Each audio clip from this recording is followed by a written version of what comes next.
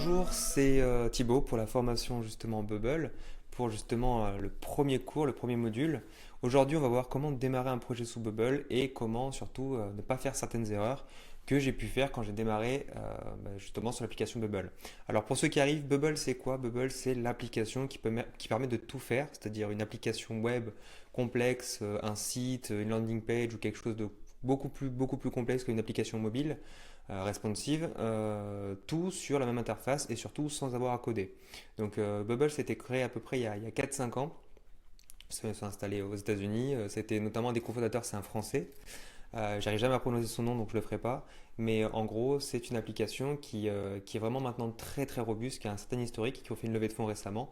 Et le but, c'est vraiment d'implanter le no-code partout dans le monde, en fait, grâce à des systèmes aussi simples que Bubble. Donc on va commencer dès maintenant. Donc déjà pour démarrer, forcément, il faut avoir un compte sous Bubble. Donc je vous invite à vous connecter sur bubble.io. Donc on va faire comme ça. Vous avez sur la home page. Une fois que vous êtes connecté, vous allez créer une nouvelle application. Donc, quand vous allez faire un nouveau compte, vous allez arriver sur la partie Lessons. Je vous conseille de base de commencer, donc c'est comme ça que j'ai commencé, de faire les petites leçons.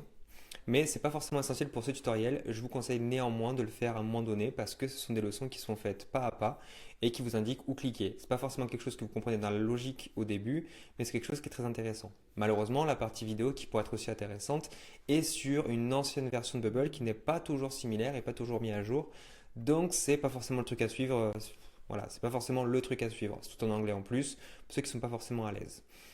Maintenant qu'on a ça, on va directement démarrer une nouvelle application. Et c'est comme ça qu'on va faire le test. Donc déjà, mettez test application Bubble. Alors, bien sûr, tout le nom des applications sont mélangés avec tous. Donc forcément, il va vous demander plusieurs fois de faire avoir un nom bien distinct. Donc ne vous inquiétez pas si votre nom d'application est déjà pris. Ne remplissez pas le reste.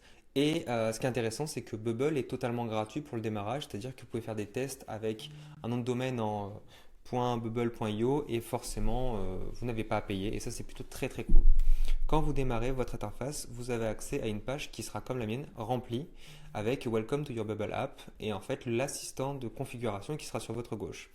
Alors ce qui est intéressant, c'est que l'assistant de configuration il est très cool pour démarrer, donc vous avez les différentes étapes, notamment le nom de votre application qui apparaîtra sur l'onglet de votre navigateur, le langage, donc ça vous pouvez le régler sur la partie française.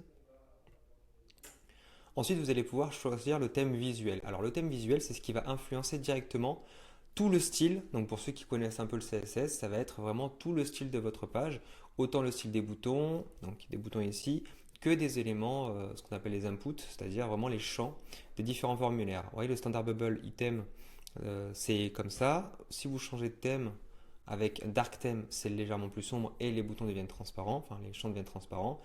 Bootstrap, vous voyez, Material Design, vous avez pas mal de champs. Alors, rassurez-vous, les styles de base sont des styles qui sont appliqués de partout, mais qui peuvent être modifiés par la suite. Donc le but, c'est juste de partir sur quelque chose de départ, et vous pouvez largement le changer. Moi, en général, je commence toujours par le thème Bubble, parce que vous allez voir, c'est pas le plus important. Donc une fois que vous avez ça, vous le validez, et vous allez pouvoir choisir le favicon. Alors le favicon, qu'est-ce que c'est?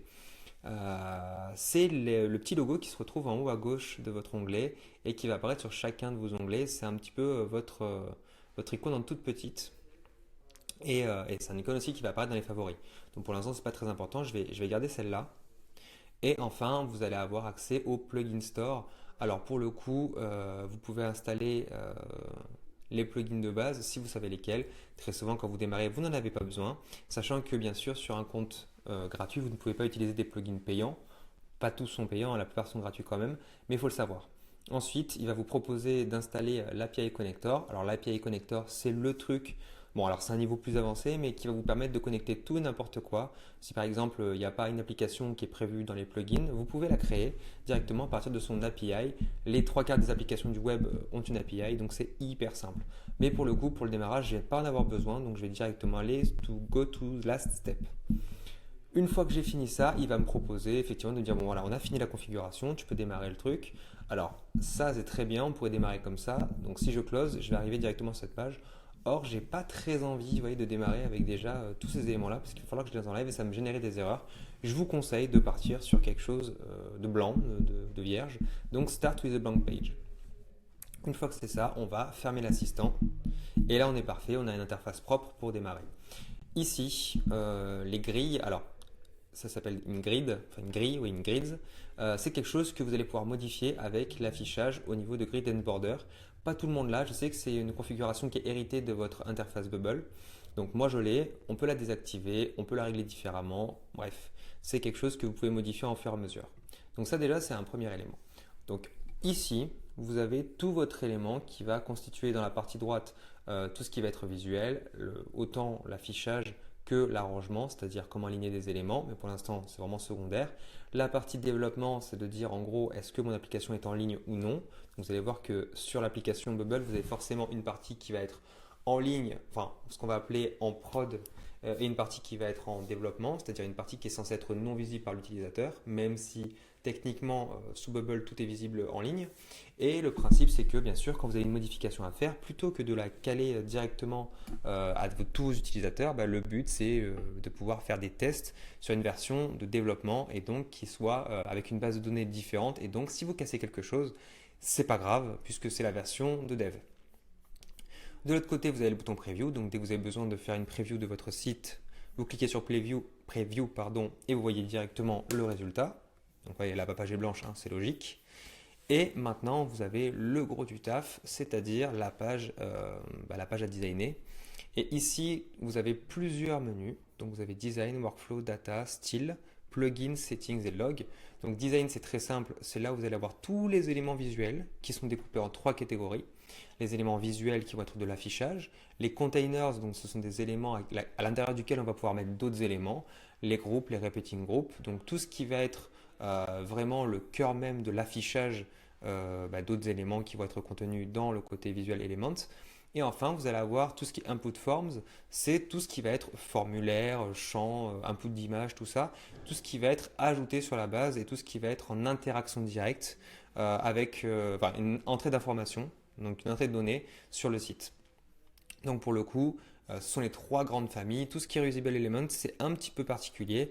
Ce sont des éléments qui vont être réutilisables de partout, mais pour l'instant, on ne va pas s'y attarder.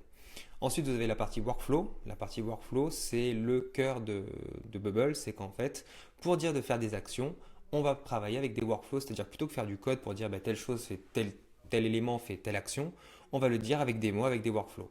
Donc ça, je vous le détaillerai un petit peu après. Et vous avez des actions qui s'adaptent en fonction de ce que vous avez comme élément sur votre écran et qui vous dit techniquement quoi faire.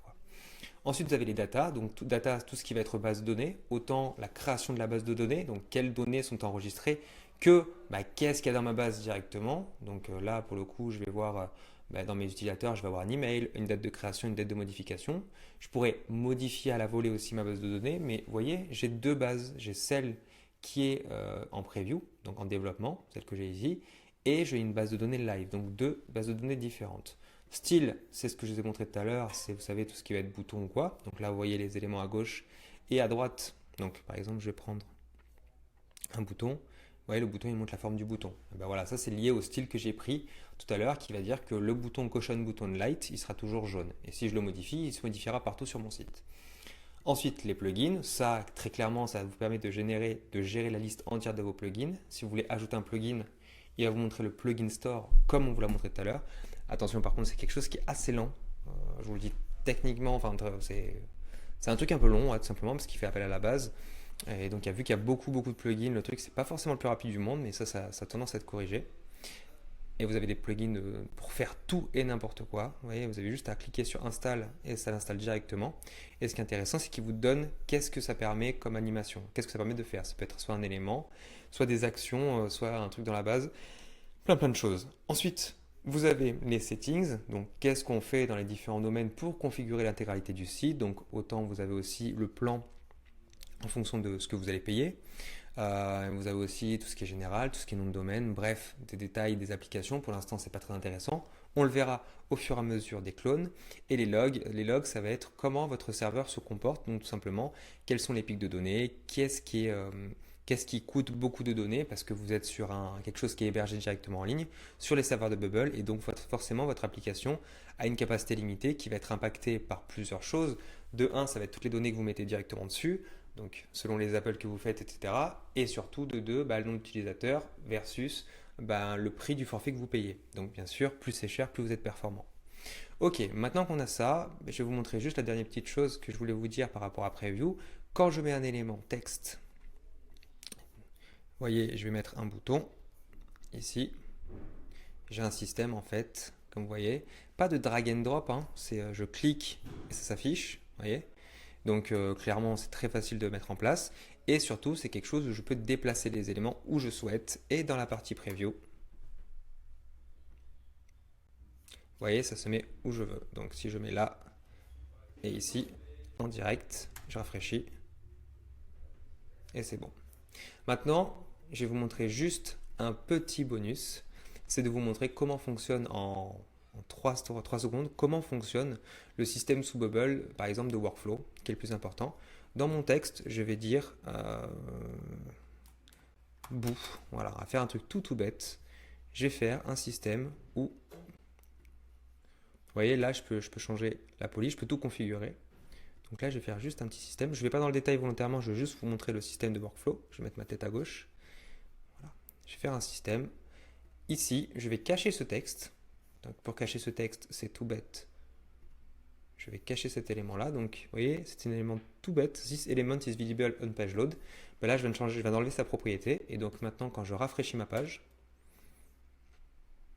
vous voyez, il y a juste ça. Il n'y a plus mon bouton parce qu'il est pas enfin, il n'apparaît pas. Et ce que je vais faire maintenant, c'est que je vais dire appuyer pour faire apparaître. Donc vous voyez, j'ai mis juste le bouton. Je vais le mettre un peu comme ça. Je vais faire un truc un peu joli, hein. Hop, voilà, faire un truc sympa. Vu que mon bouton, donc, un peu plus au centre pour le coup, hein, vous voyez, il ne se passe rien. Mais maintenant, je vais vous montrer ce qu'on fait avec des workflows. C'est-à-dire que ici, je vais pouvoir démarrer un workflow et je vais lui dire, quand tu cliques sur le bouton, ben, je veux que le texte apparaisse. Et dans ces cas-là, ça va être tout bête. Vous voyez, j'ai différents types d'actions, action, navigation, data, email, payment, analytics. Je ne vais pas faire tout le détail. Element action, j'ai un élément qui s'appelle show. Et vous voyez, dans show, j'ai juste à lui dire, qu'est-ce que tu veux faire apparaître? Le texte bout. Et dans ces cas-là, donc là, vous voyez, bouton action, quand j'appuie, qu'est-ce qui se passe? Je fais apparaître le texte bout. Je rafraîchis ma page. Et voilà. Vous voyez? C'est assez magique, ça marche super bien. Vous voyez, si je rafraîchis la page, je dois le refaire. Et voilà, ça fonctionne bien. C'était la base du premier chapitre, du premier module, de l'introduction de ce cours sur Bubble.